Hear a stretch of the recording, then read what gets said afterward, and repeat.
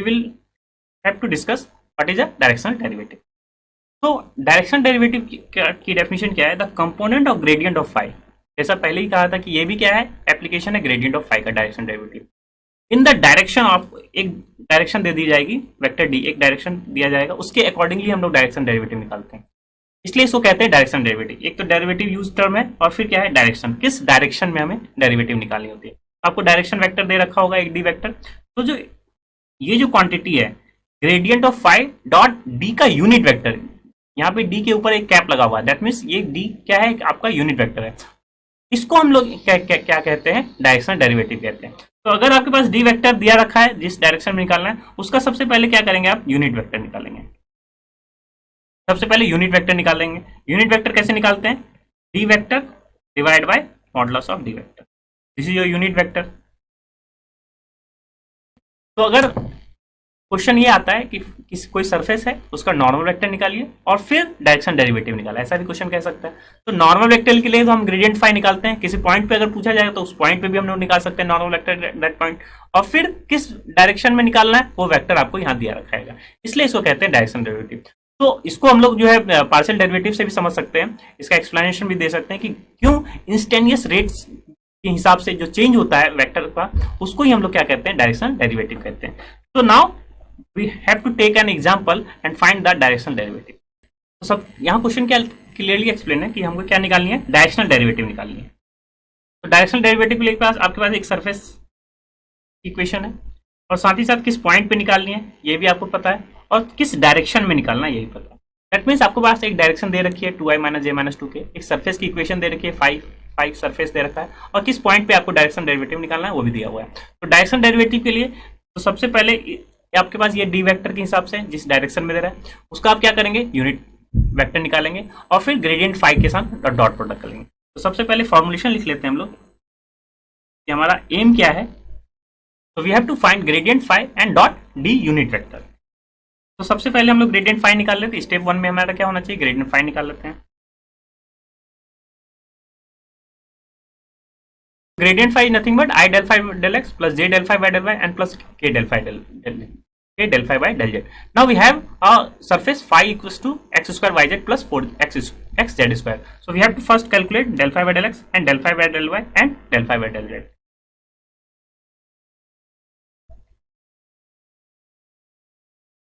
तो similar concept निकालना है हमें। Del phi by del X means partial derivative with respect to X, del phi by del Y is nothing but partially differentiation with respect to Y, and del phi by del Z is nothing but partially differentiation with respect to Z. So first we have to find the partial differentiation with respect to X. तो del phi by del X क्या हो जाएगा? आपके पास del by del X of whole function क्या है? X square Y Z and plus 4x Z square. तो according to partial derivative क्या हो जाता है एप्लीकेशन में? ये प्लस साइन क्या हो जाता है जो है चेंज कर सकते हैं आप लोग।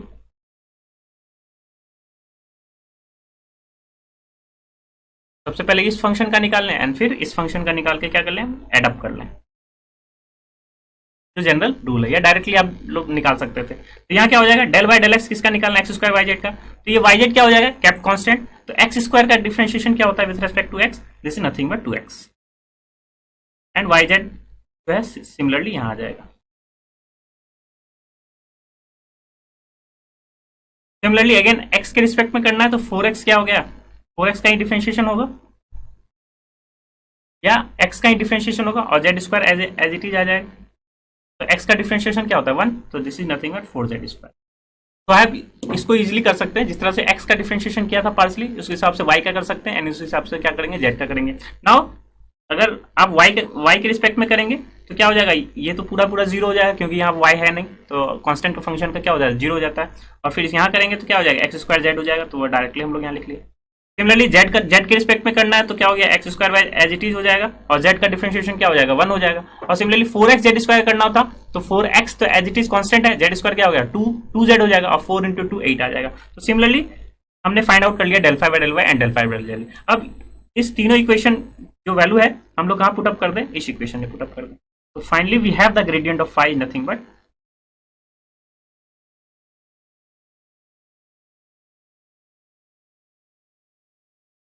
तो हमारे पास ग्रेडियंट ऑफ फाइव आ गई, ग्रेडियंट ऑफ फाइव आ गई, दैट मीन्स आप इसको अभी से ही क्लियरली एक्सप्लेन करते रहिए। Gradient of five means normal आ गया, नॉर्मल वेक्टर हमें मिल गई। क्वेश्चन में अगर ये भी एक्सप्लेनेशन रहता है कि नॉर्मल वेक्टर निकालिए, तो आपके पास जो है नॉर्मल वेक्टर यहाँ है, लेकिन किसी पॉइंट पे निकालना है तो नॉर्मल वेक्टर एट पॉइंट क्या हो जाएगा, वो पॉइंट आप यहाँ मेंशन कर दीजिए। तो पॉइंट की वैल्यू क्या दे रखी थी आपके पास, 1 - 2 1।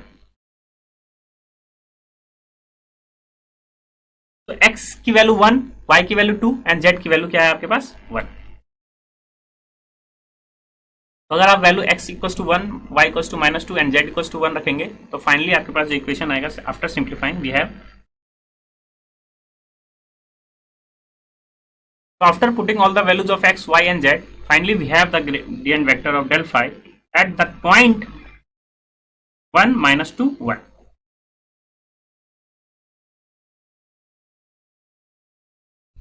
हमारे पास ये वैल्यू आ गई।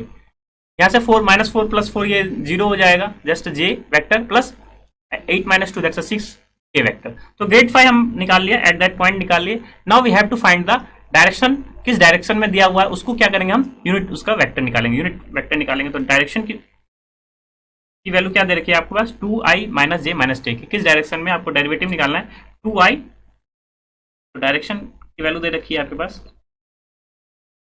Direction that means D vector की वैल्यू दे रखी है 2i - j - 2। तो इसका क्या करेंगे हम लोग, यूनिट वेक्टर निकालेंगे। So D vector is nothing but the unit vector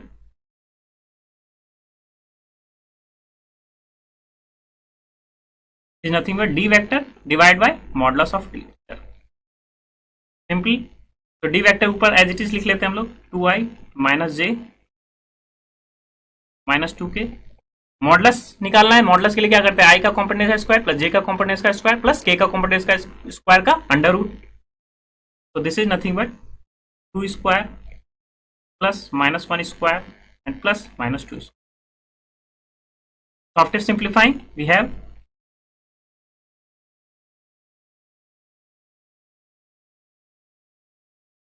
नीचे क्या हो जाएगा, 2 स्क्वायर 4 + 1 एंड प्लस 4। तो 4 4 8 + 1 9, square root of 9 is nothing but 3।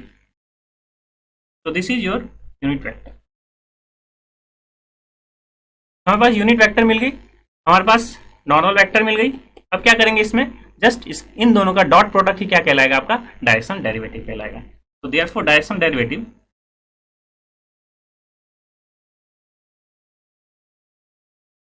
तो direction derivative in the direction 2i - j - 2k is nothing but gradient of five dot D vector. Gradient of five हम लोग पहले निकाल चुके हैं j + 6 के, और यूनिट वेक्टर d भी निकाल चुके हैं। जस्ट इसका क्या करें, हम डॉट प्रोडक्ट ले लें। डॉट प्रोडक्ट हमें निकालना आता है, i डॉट i क्या हो जाता है 1, j डॉट j क्या हो जाता है 1 एंड k डॉट k क्या हो जाता है 1। जस्ट कंपोनेंट का क्या कर रहे हैं, प्रोडक्ट कर ले। तो यहाँ देख लें i का कंपोनेंट नहीं है, तो i का कंपोनेंट तो 0 हो गया।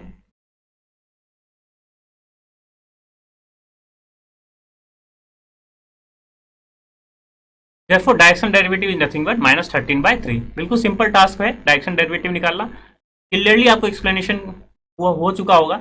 डेरिवेटिव निकालना है, दैट मीन्स वेक्टर कैलकुलस में derivative, that means gradient of five निकालना है।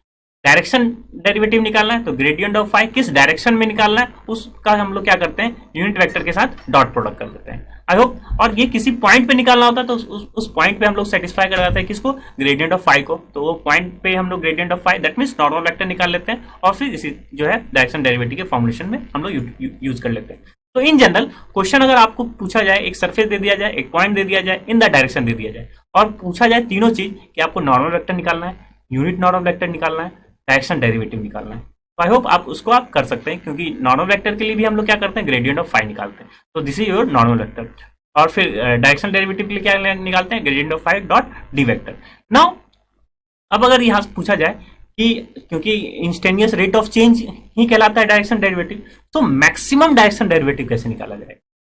डायरेक्शन डेरिवेटिव तो हो गया -13/3, तो मैक्सिमम डायरेक्शन डेरिवेटिव क्या होगा, जस्ट आपसे पूछा जाएगा कि मैक्सिमम डायरेक्शन डेरिवेटिव क्या होगा। तो अगर हम लोग ये जानते हैं कि क्या है direction derivative, del five dot D vector, तो del five dot D vector को हम लोग क्या लिख सकते हैं, क्योंकि ये डॉट प्रोडक्ट है, और डॉट प्रोडक्ट निकालना that means modulus of gradient five, modulus of D vector and cos theta. तो नाउ क्वेश्चन में जनरली ये पूछा जाता है कि डायरेक्शन डेरिवेटिव या maximum direction derivative.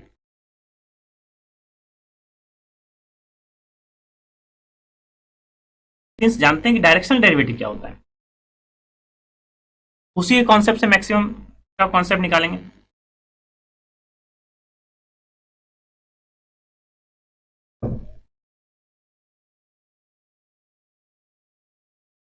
Directional derivative क्या होता है, grad phi dot D unit vector, और डॉट प्रोडक्ट होता क्या है, modulus of grad phi modulus of D vector, जो यूनिट वेक्टर है हमारे पास, और इन दोनों के बीच का एंगल तो कॉस थीटा मान लेते हैं। वेयर थीटा क्या है, एंगल बिटवीन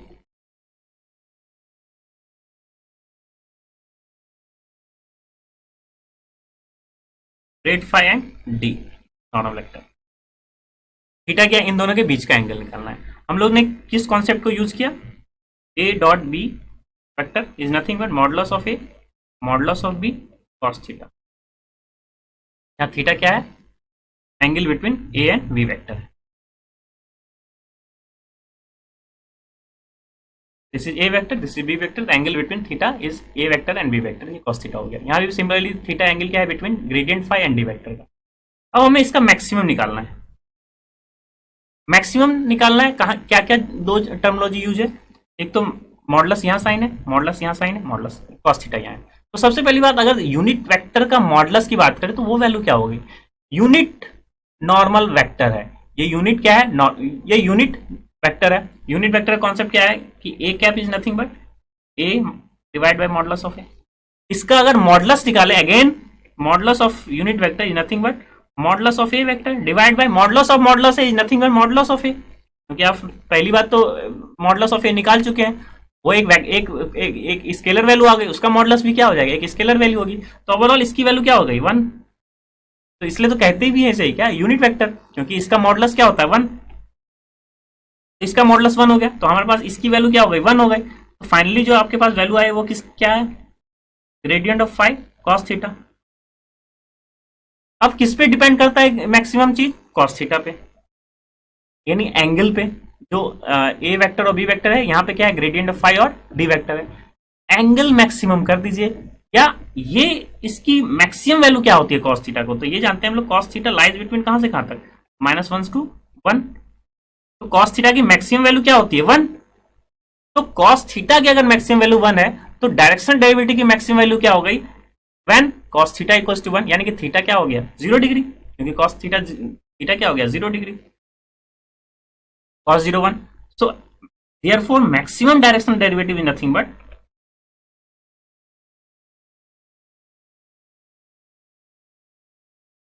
वेक्टर का आप मॉडुलस ले लें, वही क्या कहलाएगा, मैक्सिमम डायरेक्शनल डेरिवेटिव कहलाएगा। आई होप आपको समझ में आ गया वो किस हिसाब से मैक्सिमम निकालें। क्या हो सकता था, मिनिमम भी पूछ सकता था, तो मिनिमम क्या हो जाएगा, माइनस साइन हो जाएगा इसके, क्यों, क्योंकि कॉस थीटा की मिनिमम वैल्यू क्या होती है, -1 होती है। तो मिनिमम डायरेक्शन डेरिवेटिव क्या हो जाएगा, minus of gradient of phi.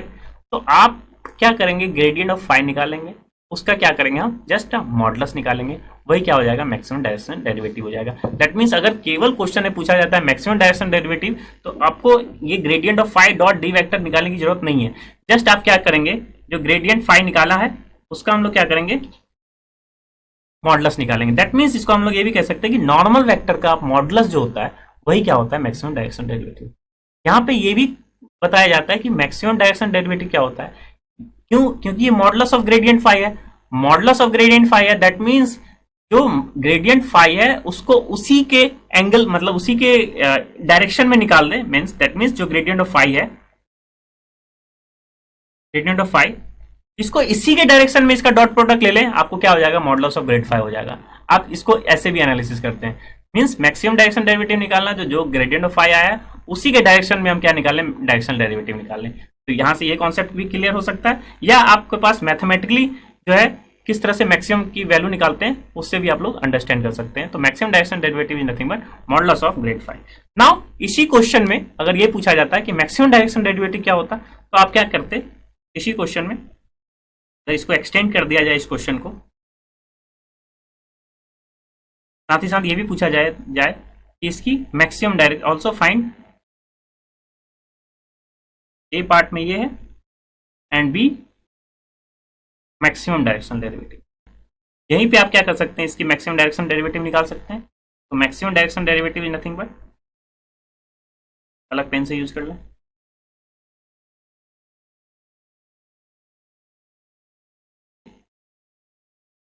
इसका मॉडुलस निकालना, अगेन मॉडुलस किसी वेक्टर का निकालना क्या होता है, under root component of I square, component of J square and component of K square. तो यहाँ तो आई का कंपोनेंट है नहीं, जे का कंपोनेंट है, इस क्या हो गया आपके पास 1 का स्क्वायर प्लस 6 का स्क्वायर, तो ओवरऑल क्या हो गया अंडर रूट 37। तो this is under root 37 is your maximum direction derivative. तो आई होप आपको समझ में आ गया होगा कि क्वेश्चन में जो है मैक्सिमम डायरेक्शन डेरिवेटिव की टर्मिनोलॉजी से भी पूछा जा सकता है। सो क्वेश्चन आपके पास ऑलरेडी है, यहाँ डायरेक्शन डेरिवेटिव निकालिए और मैक्सिमम डायरेक्शन डेरिवेटिव निकालिए। एक सरफेस दे रखा है, किस डायरेक्शन में है वो भी दे रखा है और किस पॉइंट में है वो भी दे रखा है। सिमिलर कॉन्सेप्ट से आप जो है जिस सिमिलर मेथोलॉजी जो यूटिलाइज की गई है प्रीवियस क्वेश्चन में जो एग्जाम्पल है उसके हिसाब से कीजिएगा, आपको पास जो है इजिली आप फाइंड आउट कर सकते हैं डायरेक्शन डेरिवेटिव या मैक्सिमम डायरेक्शन। नाउ अगर थोड़ा सा क्वेश्चन और थोड़ा सा लिटिल बिट थोड़ा चेंज हो जाए तो उसमें कैसे हम लोग निकालते हैं डायरेक्शन डेरिवेटिव, बस उसको हम लोग देख लेते हैं। क्योंकि यहाँ पे क्या है, पॉइंट है, डायरेक्शन है, पॉइंट है और एक सरफेस है, इजिली आप फाइंड आउट कर सकते हैं। लेकिन थोड़ा सा ट्विस्ट भी कर सकता है क्वेश्चन में, देख लेते हैं वो किस टाइप से ट्विस्ट कर सकते हैं क्वेश्चन को। तो यहाँ पे क्वेश्चन है, थोड़ा सा चेंज है क्वेश्चन। ट्विस्ट क्या है आपके पास, डायरेक्शन डेरिवेटिव तो निकालनी है, आपके पास सरफेस की इक्वेशन भी दे रखी है, phi equals to X square minus Y square plus Z square, point भी दे रखा है किस पॉइंट पे निकालना है, लेकिन डायरेक्शन की जो है वेक्टर क्वांटिटी नहीं दे रखी है। लेकिन आपको दिया हुआ क्या है कि इस पॉइंट पे निकालिए, इन the direction of the line P Q निकालिए और क्यू का कोऑर्डिनेट भी दे रखा है।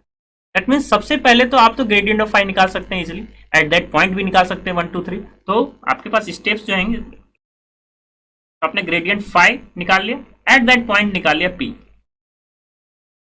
सिमिलर कॉन्सेप्ट से ग्रेडियंट फाई निकाल सकते हैं, at that point P means x equals to 1 y equals to 2 and जो है z इक्वल्स टू 3। तो आपने gradient of phi at point 1 2 3 निकाल सकते हैं। नाउ आपको डायरेक्शन डेरिवेटिव के लिए चाहिए क्या,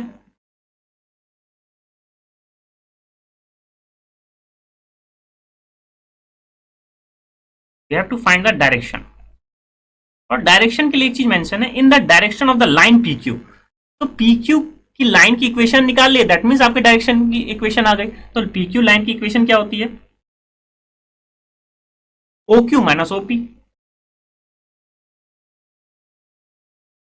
ओ क्यू माइनस ओपी, और ओ क्यू दे रखा है क्या है 504,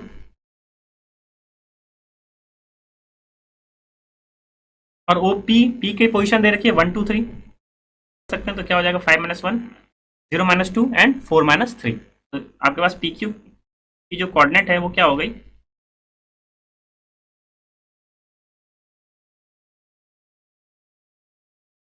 तो आपके पास डायरेक्शन की वैल्यू आ गई। अगर इसको आई कैप जे कैप में लिख लें तो आपके पास क्या हो जाएगा 4i - 2j प्लस के। ये इसी लाइन में आपको जो है डायरेक्शन निकालना था। तो this is nothing but, in our terminology this is nothing but D vector. ये थोड़ा सा ट्विस्ट क्वेश्चन था, तो आपको डी वेक्टर डायरेक्टली नहीं दे रखा था, लेकिन आप वेक्टर जो है का बेसिक जानते हैं कि पी क्यू वेक्टर निकालते कैसे हैं। तो ओ क्यू माइनस ओपी निकालते हैं, और किसी वेक्टर को हम उसके ओरिजिन से ही हम लोग फाइंड आउट करते हैं, ओ क्यू माइनस ओपी। तो अगर ये आपके पास पी वेक्टर है यहाँ, क्यू की वेक्टर यहाँ है,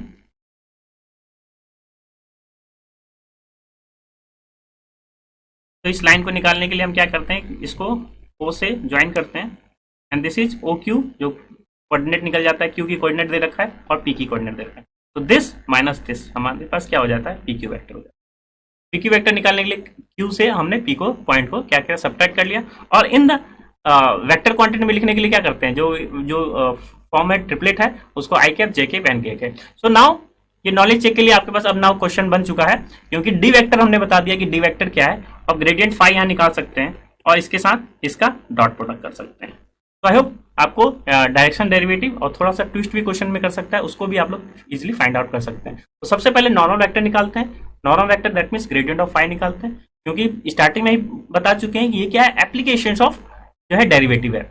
इसका डेरिवेटिव है ग्रेडियंट ऑफ वेक्टर फील्ड का, application of gradient of vector field का। तो नॉर्मल वेक्टर निकाल लेते हैं, यूनिट नॉर्मल वेक्टर निकाल सकते हैं, डायरेक्शन डेरिवेटिव निकाल सकते हैं, और मैक्सिमम डायरेक्शन डेरिवेटिव भी निकाल सकते हैं, और साथ ही साथ मिनिमम डायरेक्शन डेरिवेटिव भी निकाल सकते हैं। आई होप आपको direction derivative and normal vector का आइडिया आपको समझ में आ गया होगा, बेसिक फाउंडेशन आपको बिल्डअप हो गई होगी। तो जितने भी क्वेश्चंस हैं प्रीवियस ईयर के, उसको अब आप इजीली टैकल आउट कर सकते हैं।